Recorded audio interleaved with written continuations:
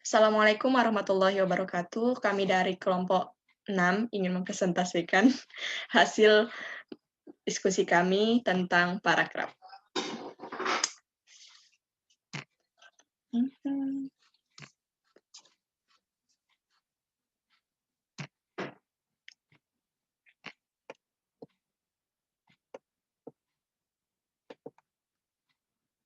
Yang pertama, pengertian paragraf. Paragraf atau alinea adalah suatu bentuk bahasa yang biasanya merupakan hasil penggabungan beberapa kalimat. Dalam upaya penghimpunan beberapa kalimat menjadi paragraf, yang perlu diperhatikan adalah kesatuan dan kepaduan. Kesatuan berarti seluruh kalimat dalam paragraf membicarakan satu gagasan atau gagasan tunggal. Kepaduan berarti seluruh kalimat dalam paragraf itu kompak, saling berkaitan mendukung gagasan tunggal paragraf. Lalu, struktur paragraf. Paragraf terdiri atas kalimat topik atau kalimat pokok, dan kalimat penjelasan atau kalimat pendukung. Kalimat topik merupakan kalimat yang terpenting yang berisi ide pokok alinea, sedangkan kalimat penjelas atau kalimat pendukung berfungsi untuk menjelaskan atau mendukung ide utama. Sebuah karangan dibangun oleh beberapa bab. Bab-bab suatu karangan yang mengandung kebulatan ide dibangun oleh beberapa anak bab. Anak bab dibangun oleh beberapa paragraf. Jadi, kedudukan paragraf dalam karangan adalah sebagai unsur pembangunan anak bab, atau secara tidak langsung sebagai pembangun karangan itu sendiri. Dapat dikatakan bahwa paragraf merupakan satuan terkecil karangan, sebab di bawah paragraf tidak lagi satuan yang lebih kecil yang mampu mengungkapkan gagasan secara utuh dan lengkap.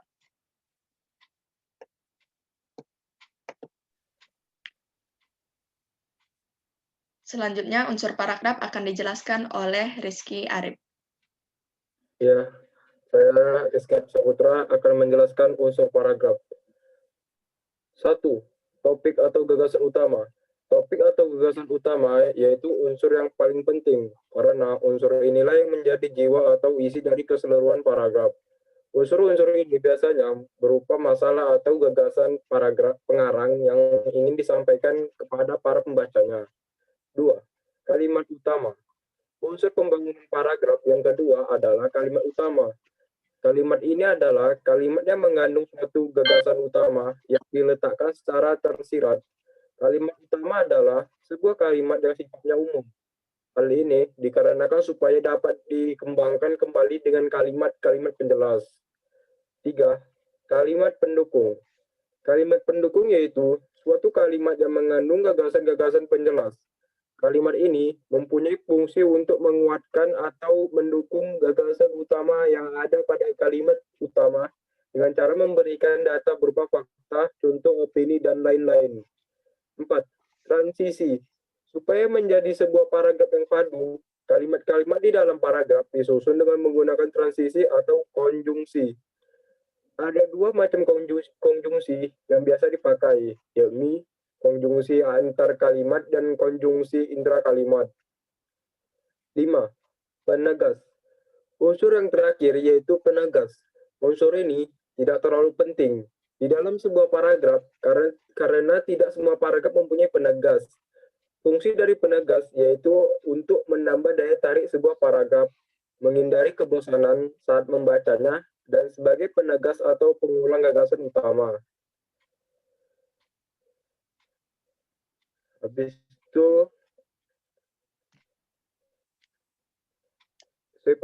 digeser. Habis itu syarat paragraf. 1. Kelengkapan atau completeness. A. Adanya satu gagasan utama dan beberapa gagasan penjelas. B. Membicarakan selak-beluk gagasan utama secara terperinci. C. Sudah mengandung semua yang diperlukan untuk mendukung gagasan utama. 2. Kesatuan paragraf. A. Sebuah paragraf hanya mengandung satu gagasan utama. B. Kalimat-kalimat dalam paragraf itu mengarah pada satu pokok permasalahan. C. Tidak terdapat kalimat yang menyimpang dari ide pokok. 3. Kepaduan.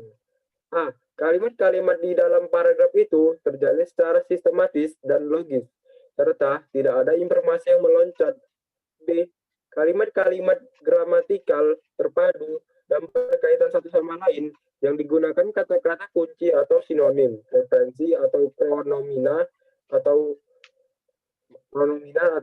sub, sub, sub, substitusi, kata-kata transisi, struktur yang paralel, dan konsistensi sudut pandang.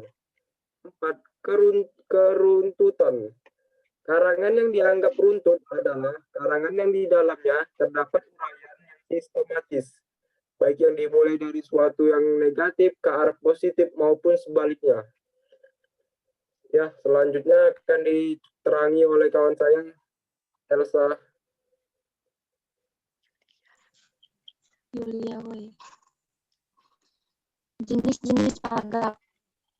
Paragraf terdiri menjadi 5 jenis, yaitu 1. Paragraf eksposisi. Paragraf eksposisi atau paparan adalah paragraf yang menjelaskan atau menginformasikan sesuatu untuk menambah pengetahuan pembaca dan bersifat ilmiah atau non-fiksi yang bersumber dari penelitian, pengamatan, atau pengalaman. 2. Paragraf deskripsi. Paragraf deskripsi atau pemerian adalah paragraf yang menggambarkan satu objek, tempat, dan peristiwa seterang-terangnya kepada pembaca dan melibatkan kesan indera sehingga pembaca seolah-olah diajak untuk menulis merasakan apa yang tertulis. 3. Paragraf persuasi. Paragraf persuasi atau ajakan adalah paragraf yang berisi ajakan mengutamakan emosi atau paragraf yang merasakan perasaan pembaca. Penulis menyertakan bukti, data, dan fakta pendukung dengan tujuan agar pembaca terbujuk. 4. Paragraf argumentasi. Paragraf argumentasi atau bahasan adalah paragraf yang berisi pembahasan atas pendapat penulis tentang suatu hal yang disertai dengan bukti penjelasan, contoh, atau alasan yang kuat dan meyakinkan dengan maksud agar pembaca bisa terpengaruh. 5. Paragraf narasi. Paragraf narasi atau kisahan adalah paragraf fiksi atau non-fiksi yang berisi kisahan, rekaan, atau pengalaman berdasarkan pengembangannya dari waktu ke waktu sehingga seolah-olah pembaca memahami dan mengalami sendiri peristiwa itu.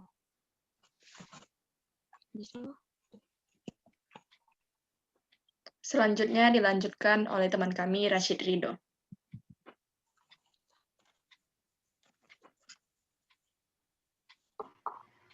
Metode paragraf. Metode definisi. Metode ini menjelaskan batasan-batasan terhadap sesuatu. Di dalamnya, penulis menguraikan dan menjelaskan tentang tema yang dibahas. Metode sebab akibat. Metode ini dipakai untuk menerangkan kejadian dan akibat yang ditimbulkannya, atau sebaliknya.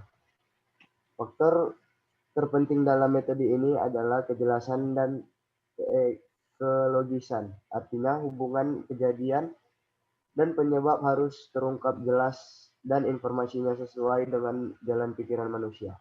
Metode proses. Sebuah paragraf dikatakan sebagai metode proses jika isi paragraf menjelaskan suatu proses. Proses ini merupakan suatu urutan tindakan untuk menghasilkan sesuatu.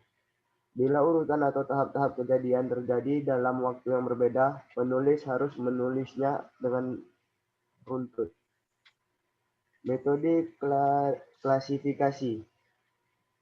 Bila kita akan mengkelompokkan benda atau sesuatu yang memiliki kesamaan, ciri seperti sifat, bentuk, ukuran, atau lain-lain, cara yang paling tepat adalah menggunakan metode klasifikasi. Kesimpulan dan saran.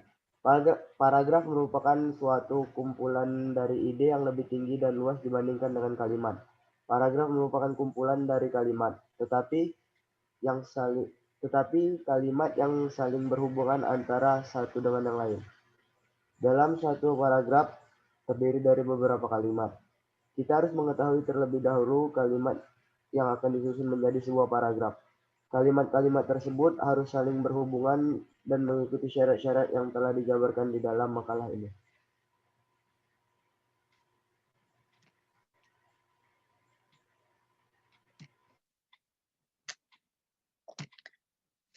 Baiklah, sekian hasil presentasi kami.